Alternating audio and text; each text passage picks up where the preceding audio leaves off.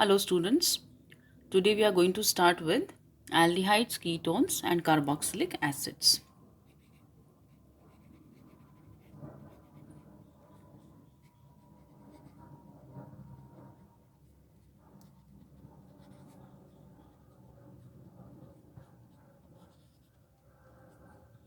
This is the third chapter in class 12th NCERT book 2 and one of the most important chapters with the maximum weightage. Now, these aldehydes, ketones, carboxylic acids, and many other compounds which you will study in this chapter, children, they all contain one functional group in common, and that is known as the carbonyl functional group. Now, this functional group is called the carbonyl functional group. A C double bond O is called the carbonyl functional group.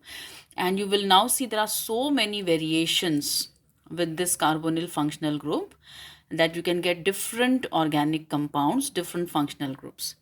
See, we take the carbonyl functional group and to it we attach one alkyl group and one hydrogen atom on the other side. The functional group that you write as RCHO, what are these? These are called the aldehydes. Number one. Okay. Now take the same carbonyl functional group and on both the sides you attach alkyl groups. These alkyl groups may be same or even different, and the functional group which you many a times see written as RCOR, what are these? These are the ketones. All right, likewise, take the carbonyl functional group. On one side, you attach an alkyl group. On the other side, you have to attach a hydroxyl group OH. And the compounds which you see written as RCOOH and which are known as what? The carboxylic acids. A little modification, to the carboxylic acids, children, that is C double bond O R. And you know what? In the hydroxyl functional group, if you just replace the hydrogen atom by another alkyl group, which may or may not be same, that's like allowed. It can be same, it can be different. The functional group which you see written as R, C, O, O, R or R dash. What are these? These are the esters.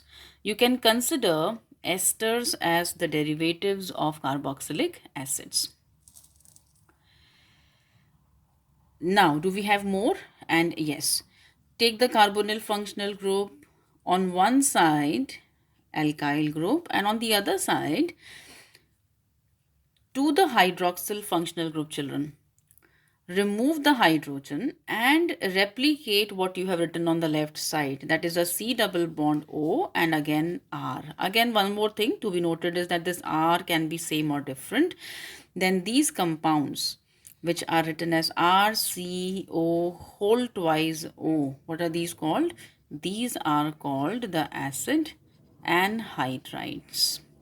These are also acid derivatives. These are called the acid anhydrides. And then we have some more variations to the carbonyl functional group. One side you attach an alkyl group. On the other side you put any halogen. You all know X is the symbol for halogen. So RCOX. These compounds are called the acid halides. These are the acid halides. Likewise, to the carbonyl functional group, on one side alkyl group and on the other side NH2 amino functional group, compounds which you write as RCONH2. What are these? These are called the amides. Amides or acid amides. All right. So which all functional groups you are going to come across in this chapter? You will talk about all of them. You will talk about aldehydes, ketones, carboxylic acids, esters, acid anhydrides, acid halides, and acid amides. Okay, now I will share a fact about some aromatic aldehydes. I'll start with some of the examples first of all. I hope you still remember this from the previous chapter, alcohols, phenols and ethers. Benzene with CHO and OH. at the ortho position. Remember, this compound is called salicyl aldehyde. It's an aromatic aldehyde, salicyl aldehyde. Okay, another example I'll give you. Benzene with a CH double bond CH. First of all, children, know one thing. This group, benzene with a CH double bond CH, this group is known as the cinnamyl group. This is called the cinnamyl group. Okay, C6H5 and then CH double bond CH, cinnamyl group. Now to this cinnamyl group, if you attach an aldehyde functional group, then the common name of this aromatic compound is cinnamaldehyde.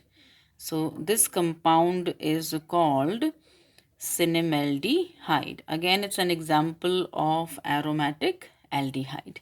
And one more example I'll give you of an aldehyde, benzene with CHO, and then there is OCH3 methoxy group, and there is one OH. This compound is known as vanillin. I'm sure you all have heard of the vanilla flavor, and that's what I wanted to tell you, that some of the aromatic aldehydes, they are known to have a very pleasant fragrance. Especially which ones?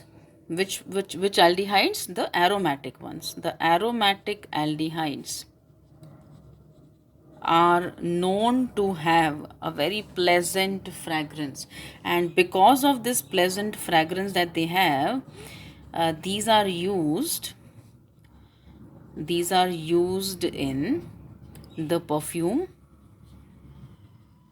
and food industry.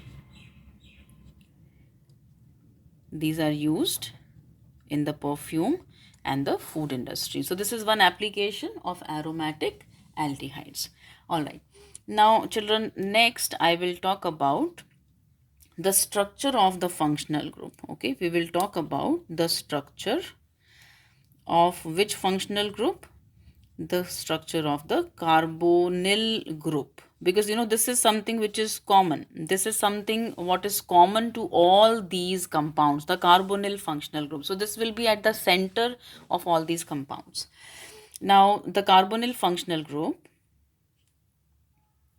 a C double bond O, and the carbon is always attached to two groups with so many variations we just talked about.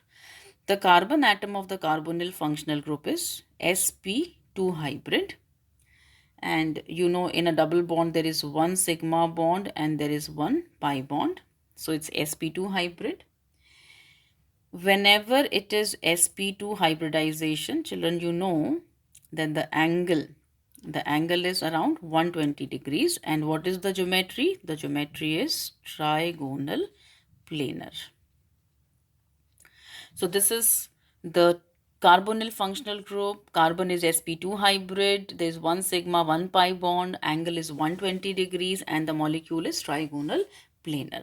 One more thing that you should know about this carbonyl functional group is this, children, that carbon and oxygen, they differ in the electronegativity.